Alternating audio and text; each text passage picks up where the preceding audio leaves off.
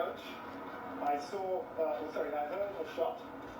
I heard some glass breaking, and then I saw somebody running down the aisle to the front of the train. I was facing towards the back.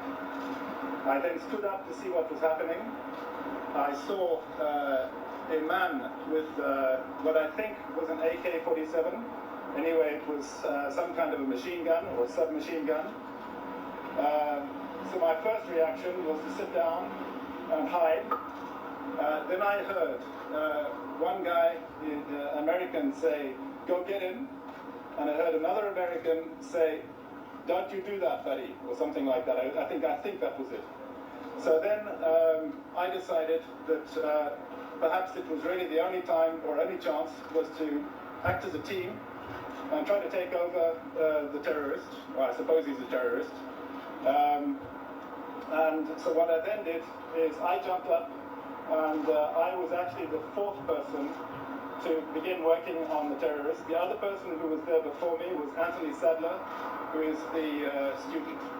I had clarified that Alexander Strelatos is from the National Guard in the United States, and Spencer Stone is from the US Air Force. Having done that, sorry. Was I trained for that? No, not at all. No, not at all. Actually, continuing the BBC. Yes. You saw people running the other way. Yes. What was it? Can you think about what you did in that instinctive moment to decide you're going to take on the government? I think it was actually very rapid reasoning, if you like, because he had a Kalashnikov. He had a magazine full. I don't know how many magazines he had. And my thought was, okay, I'm probably going to die anyway, so let's go. I'd rather die being active, trying to get him down, than simply sit in the corner and be shot. Has it happened where you in fear of your own life? Initially, but then once you start moving, you're not afraid anymore. At what point did you realize this was a possible terror attack? The moment I stood up and I saw a guy with an AK-47. Oui, je parle français. Est-ce que vous vous sentiez comme un héros aujourd'hui? On parle beaucoup. Non. Je me sens pas comme héros. S'il y a des héros, c'est Alexander Strelatos et Spencer. Parce que sans Spencer, je pense qu'on sera tous morts. Mais pourquoi vous dites ça? Vous trouvez c'est normal ce que vous avez fait? C'est ce que vous dites? Je ne sais pas. All right, again, you're watching Chris Mormon. He is a witness to what happened on the train and actually stepped in with the three Americans, Anthony Sadler, Spencer Stone, and Alex Scott. Right arm. There was a Frenchman who I think was the train controller who came and took his left arm. And in this way we managed to overpower him. And then after that we were able to put him on the ground, immobilize him on the ground. And then Alexander went to see elsewhere in the train if there were any other terrorists, and we saw at that moment somebody was injured. Blood was coming out of his side of his neck. Then Spencer Stone, who was already badly wounded himself, he had nearly lost his thumb, and he was cut 2 or 3 times at the nape of the neck with the box cutter, and it was him that came and intervened and said that he was a medic, and it was he, first aider, and it was him that was able to stop the blood flowing. Absolutely nothing. I didn't hear anything.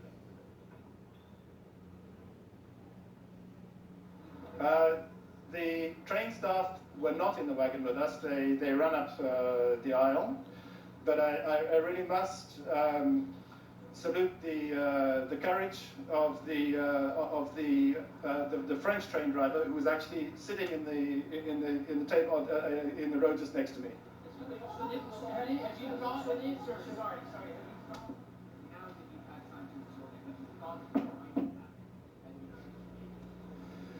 Now, yes. When we, I don't know. I mean, it's very difficult to really understand, I think. But when did it sink in? when I tried to close my eyes last night. Oui, tout à fait. Pardon? What my family said to me, they're proud of me. Can you tell us a little bit about yourself? Are you married? I'm married. In fact, my wife is currently looking after our 2 grandchildren. I'd like to get back to her to be able to look after them and help her. What's her name? Her name is Martine Leonardi. Yes. Yes.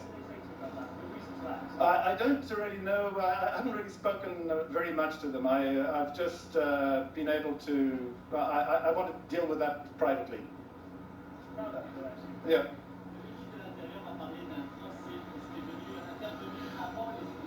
Et je pense que c'est vrai, mais I think it is true, but I did not see him because apparently he was in the coach number 13. I was in coach number 12. And from what I have heard, this is what I've heard after the event. There was a French person who accosted the gunman, the aggressor, and I think he tried to stop him. The aggressor had apparently the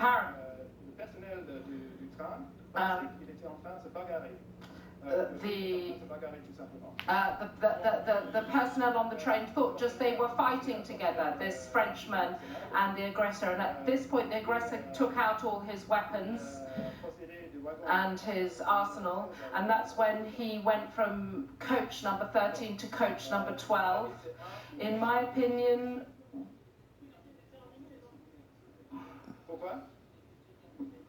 why are you saying he was determined? Because, to be honest, I do not know why he didn't manage to shoot, but I think it's because his weapon did not work. It backfired. What else is there to do? Either you sit down and you die, or you get up and you die. It was really nothing more than that.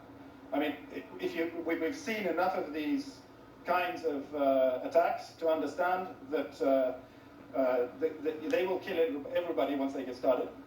And my point of view was that 2 guys had already started working, had already started tackling him. Maybe they needed some help. And it was purely a survival. I said to myself, okay, maybe I have a chance if I get up and I help as well. He put up quite a bit of a fight, but Spencer Stone is a very strong guy. He actually held him very well, and Alexander and Anthony had a pretty good go at hitting him. No, in fact what I did is I helped hold his arm so he couldn't get hold of his gun. Okay? He was a man who appeared to be North African, quite small in build, slim. I think, honestly, since I was holding him, I didn't have any problems overcoming him. He was not necessarily very strong. I do not know if he had been trained.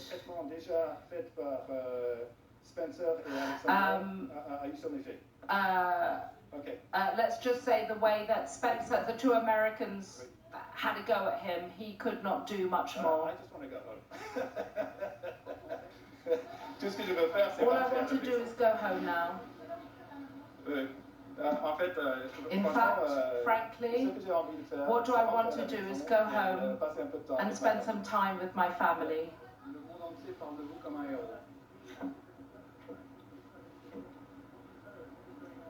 I didn't hear he was asking for his weapon back. I was just, what I did hear was Alexander telling him to stop fighting. And until we got him to quieten down, we got him on the floor, and then I tied him up while Alexander went to look for other terrorists. No, I tied him up with a tie. Non, mais apparemment, il va nous contacter. No, but apparently he's going to contact us. And no, I've not spoken to the French Prime Minister. I think that he will come out this evening. He was operated on his hand. Yes, we had him on the phone yesterday. It was mainly his friends. I was there. I don't know the three others, but obviously since we met in this context, we are now kind of friends. I was born in Uganda. I grew up in Swaziland, Botswana, Zimbabwe, and South Africa. So south of France. I was at a business meeting in Holland. Actually, my job is to help African entrepreneurs look for financing in Europe and on the in the world finance. And so what I was doing in Holland is I was looking for export credits for one of my clients. I did not wake up this morning because I did not wake up this morning because I haven't been to sleep yet. What it is that I think that it was good to save lives. I'm very happy, and on top of that, I'm very happy that the person who was wounded is okay. He's going to, well, I don't know how well he is, but he is not in a critical condition. For me, how could I say what I'm feeling? I'm beginning now to realize what we've done, but I'm very happy for everybody who was in the train and that we managed to overcome this person without loss of life. And excuse me, I think I'm going to go now. I do have family in Britain. I spent 4 years in England in my life.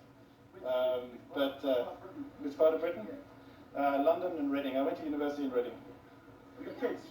I have 2 children. One is in the French Navy.